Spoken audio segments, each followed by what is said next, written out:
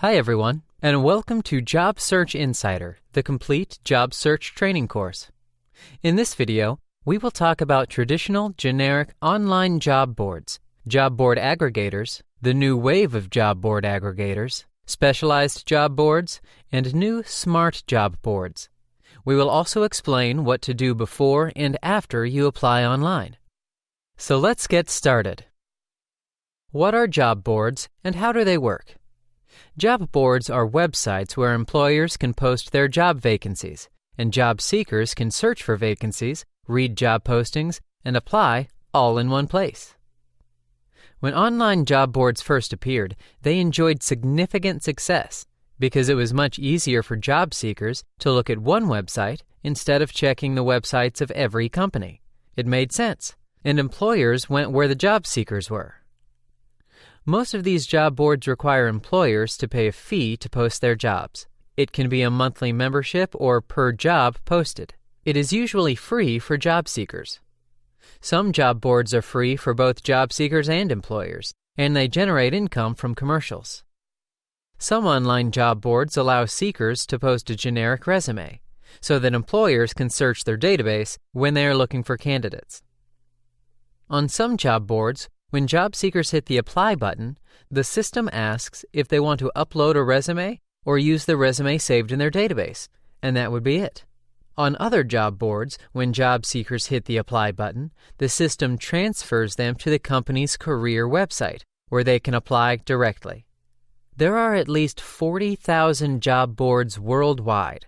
These job boards can be international, regional, national, or focusing on a specific location or city. They are often referred to as job search engines. Employers are relying less on online job boards. When online job boards appeared in the late 1990s, they were great tools for both employers and job seekers. The trend remained strong for 10 years, and then it started declining because new tools have been introduced. Right now, online job boards are considered a real hassle for most employers. Why? Most people have become familiar with online job boards, and now, once a job vacancy is posted, hundreds of people see the job posting and start the applications within a few days. The first resume is received in less than 4 minutes after a position is posted online. Because of the large number of applicants, employers had to install software that manages the recruitment process. This is the Applicant Tracking System, ATS. Because it has become so easy to apply for job vacancies, job seekers started applying for anything. According to a Workopolis article posted in November 2016, employers say that as many as 75% of applicants for any given role aren't actually qualified to do it. Even for those who are qualified for the jobs, they often send resumes that do not include enough keywords. Hence, they do not pass the ATS. They get a low matching score by the ATS, and they are considered unqualified. The ATS highlights the top 25% and forwards them to the recruiters or hiring managers to read. This is still a lot. Because of the large number of resumes received for every single job posting, recruiters and HR employees spend on average 6 seconds scanning the resume. Because of the huge number of applicants and the low quality of resume submissions, most applicants are unqualified for the jobs they are applying for. Recruiters and hiring managers have almost lost faith in traditional online job boards. They actually have a term for it right now. They call it post and pray. Not all jobs posted online are meant to find candidates. Although most of the jobs posted online are real, some of them are actually scams, created by people who want to collect information from you to sell or use in less legitimate ways, or people who simply want to contact you to sell you their services or products. Some companies post jobs even though they don't intend to hire anybody. They do this as a way of marketing or to give the false impression that they are growing. Some companies post jobs only to collect salary information, so that they can either adjust the salaries of their employees or have a better position while negotiating their salaries. Some companies post jobs only to assess the availability of candidates and to have a reservoir of people for the future. Some companies post jobs online while they have a person in mind they already intend to hire. They post the job anyway, only because company regulations force them to do so, or to fulfill government requirements.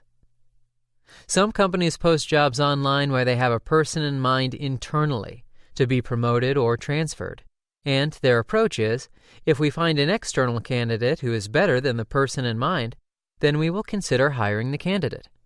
Otherwise, we will have confirmed that the person in mind is the best person to hire. The problem is that most of the time, internal candidates win simply because they are already familiar with the company and understand the culture and how the system works internally. Online job boards are not effective for job seekers. According to the 2015 U.S. Census Bureau's SUSB annual data tables by establishment industry, very small, and medium-sized businesses employ around 48% of the total number of employees. Most of these businesses do not post their jobs anywhere online. By looking at the recruitment funnel, ATS, 75% of all resumes submitted online will not be seen by any human being, and only 15% of those who completed or finished the application will be invited to do initial screening interviews, and only 6% will be invited to the first formal interview. From all those, only one person would receive a job offer. We showed in a previous video that a person using only online job boards needs to apply to 184 posted jobs to get hired. For all the previous reasons, career counselors and HR people are increasingly calling online job boards the black hole. So, should you use online job boards or not? It is not as effective as it used to be 10 years ago, but it still works, sometimes. If you are looking for jobs with large companies, this technique might work for you. Right now, only 18% of external hires in the visible job market can be attributed to job boards, according to the recruiting site Career Crossroads. And according to the JobVite 2017 Recruiting Funnel Benchmark Report, the usefulness of online job boards increased after its first appearance and then decreased. Now it has become a secondary tool for employers to post jobs and source candidates. The Talent Acquisition Factbook 2015, from Burson by Deloitte, shows employers are pumping the same amount of money into job boards since 2011, steady at 19% of recruiting budget. The challenge is that online job boards consume a lot of time, and the success rate is very low. So we recommend not to rely entirely on online job boards, but rather use it as a secondary technique. Instead of looking at traditional generic job boards, you can look at the following. Job board aggregators. The new wave of job board aggregators. Specialized job boards. The good news is that online job boards are transforming to become more useful. These are the new smart job boards. Let's dig deeper into each of these alternatives. Job board aggregators. These sites aggregate job postings from other job boards. They function like search engines, drawing job postings from many sources when a job seeker searches for job vacancies. This is great. It saves a lot of time. But keep in mind that these aggregators do not cover all online job boards or company websites. Samples of popular job board aggregators: Indeed, Simply Hired, CareerJet, Job Safari, Job Robot. New wave of job board aggregators. Glassdoor. It is similar to Indeed, but individuals can give reviews about companies and rate them. It also includes expected salaries, which can make the quality of applications much better. It is considered a hybrid between social media and online job boards. Specialized job boards. Going with a wave of specializing, many job boards have emerged to focus on one profession, industry, or type of work. Most of these specialized online job boards are smaller and less daunting than the general online boards, and many employers prefer using these specialized boards to make sure that those who apply for the job are at least in the same profession, not random people applying for anything. Also, sometimes the aggregated job boards do not cover these specialized websites, so they are definitely worth discovering and following. There are many specialized online job boards focusing on professions like marketing, marketingjobs.com, industries like oil and gas, oilandgasjobsearch.com, types of work like temporary workers looking for shifts, e.g., hire.work, shift gig. The audience, like students and recent graduates, e.g., way up. Governmental jobs, which might be published and administered by the government, like in Canada, jobbank.gc.ca. Check these job board directories: jobboardreviews.com, jobseekersdirectory.com, canadajobdirectory.ca, workable.com/free job posting sites online. New smart job boards. New job boards like Fit First Jobs ask all job seekers to take a personality test in addition to submitting their resumes. The websites also ask employers to specify the duties plus personality traits needed for each of the job vacancies they are posting. Then the tool matches the resume and the personality test results with the job requirements and traits needed for the job. New job boards like Hired use machine learning algorithms to match the skills and interests of job seekers to real-time hiring needs. New job boards like Closer IQ ask job seekers to answer a few quick questions so they can start curating sales jobs in startups. New job boards like Tabnex keep a log of jobs applied for and use algorithms to learn and adapt to job seekers' career interests. What you should do before and after you apply online. Before, look at the website of the company and make sure it is not a scam. Read the reviews of people who have either worked there or have dealt with the company using Glassdoor. Compare your resume to the job posting using one of the websites like jobscan.co, comparemyresume.com, or resonate.com, and amend your resume accordingly to achieve higher scores and get past the ATS. If your resume doesn't include more than 50% of the key words in an ad, don't expect an interview. Check if there is a referral system in the company you are applying for.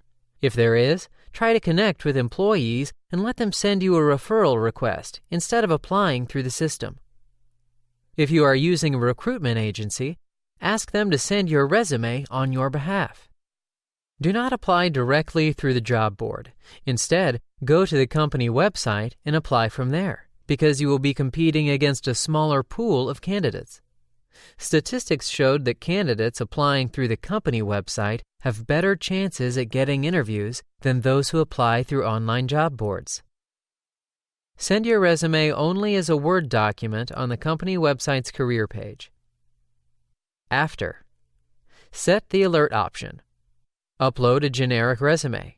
Contact a human being. Connect with the hiring manager in the HR department and ask to talk to them to know more about the job. If they accept, you will have a better chance to show that you are a good fit for the job. And if they are convinced, they will mark your resume as a priority.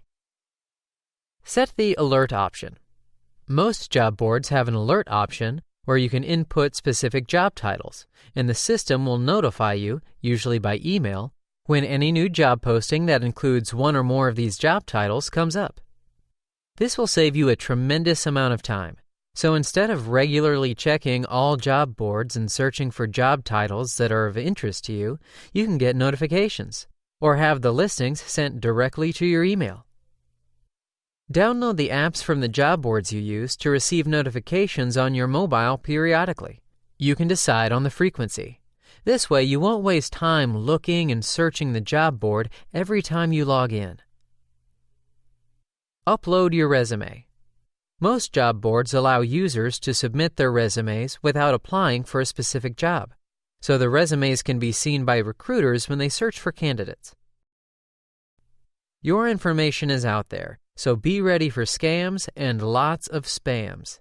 If you are submitting a generic resume, do not include your exact address or even your phone number. The email address is enough. Contact a human being. Do not ever stop at submitting your application online. You must contact a human being. Automatic decline emails are usually created by the ATS, not people. So don't be frustrated and do not assume that someone has read your profile and decided that you are not a good fit. If you have submitted your application online and you are just hoping that the employer will contact you, then you should consider what you have done as a waste of time. You must contact a human being, preferably the hiring manager. If that is not possible, then the recruiter or the HR person responsible for recruiting. How can you find and contact the right person? Go to the company website and check if there are names of employees in the department where someone in your position would usually report to. Use LinkedIn to search for names of employees in that company and in that department.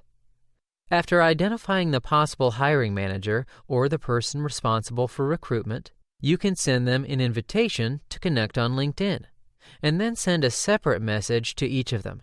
You can send an in-mail without the need to connect if you have a premium account. If they do not answer, then try somebody else in the same company. Sometimes it is better to bypass HR and connect directly to the hiring manager, especially if the recruitment process was outsourced to an external party, or if the person responsible for the recruitment within the HR department is junior or generalized, not focusing on recruitment for specific functions. That's simply because HR isn't as familiar with the job that the hiring manager wants done, and both sides may have communicated poorly on that subject. Experiments show that many candidates who were initially rejected by the HR or recruitment department were hired after talking directly to hiring managers. The message can be something like, "Hi Peter, thank you for accepting my invitation to connect here on LinkedIn. I have noticed a job vacancy in your company that was posted online a few days ago. It is for Senior X-ray Specialist. I am interested in this job and I would appreciate talking to you to learn more about it. Would you be available to chat over the phone anytime this week? Thanks. John Smith." If you succeeded in chatting with them over the phone, ask them more about the job, the requirements, the organizational structure, the focus or specialties needed, what they are looking for in a candidate, and ask them about the recruitment process and how long it will take. Do not force yourself too hard or ask to be hired, because you may annoy the other person and look desperate. The fact that you made an extra effort to find them and talk to them shows that you are persistent and a problem solver. If you could not connect with the recruiter, the HR department, or the hiring manager, connect with employees working in that company by asking them to do company informational interviews. We will talk about this in the next video. The ultimate goal here is to impress these employees and let them send a copy of your resume directly to the hiring manager, so you will stand out from the crowd.